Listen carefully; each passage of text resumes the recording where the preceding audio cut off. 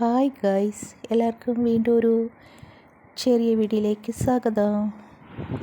പിന്നെ ഇന്ന് ഒരു മോന് സ്കൂളിൽ കൊണ്ടുപോകാൻ വേണ്ടിയിട്ട് തക്കാളിച്ചോറ് റെഡിയാക്കുന്ന കേട്ടോ.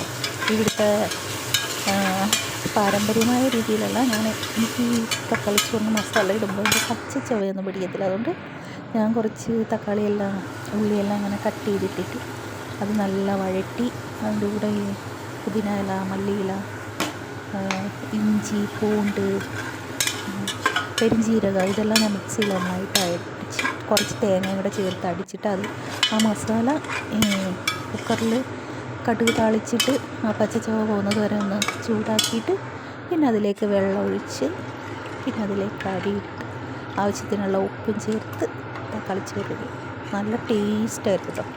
ഈ റൈസ് എന്ന് വെച്ചിട്ട് നല്ല സ്പോഞ്ച് പോലെയൊക്കെ. തക്കാളിച്ചോറ് വെക്കുമ്പോൾ ഞാൻ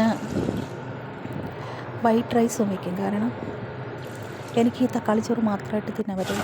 വൈറ്റ് ചോറും തക്കാളിച്ചോറും കൂടെ മിക്സ് ചെയ്ത് തിന്നാൻ വേണ്ടിയിട്ട്, പിന്നെ മോന് തൈര് ചോറ് കൊണ്ടുപോകാൻ വേണ്ടിയിട്ട്.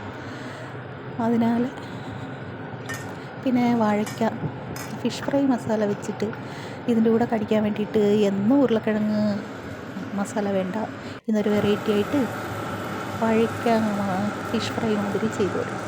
അത് സക്സസ് ആയിട്ടോ. ഞാൻ യൂട്യൂബിൽ பார்த்தேன் ഈ വീഡിയോ.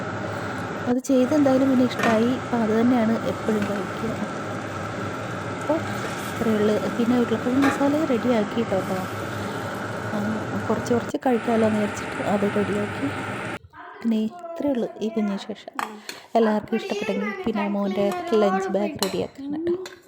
ലഞ്ച് ബോക്സിൽ എല്ലാം ഫുഡെല്ലാം എടുത്ത് വെച്ച്. ഇത്രയേ ഉള്ളൂ. വളരെ ഇഷ്ടപ്പെട്ട ലൈക്ക്, സബ്സ്ക്രൈബ് ചെയ്ത് സഹായിക്കണേ. Thank you. എല്ലാവർക്കും ദൈവം നന്മ വരുത്തട്ടെ.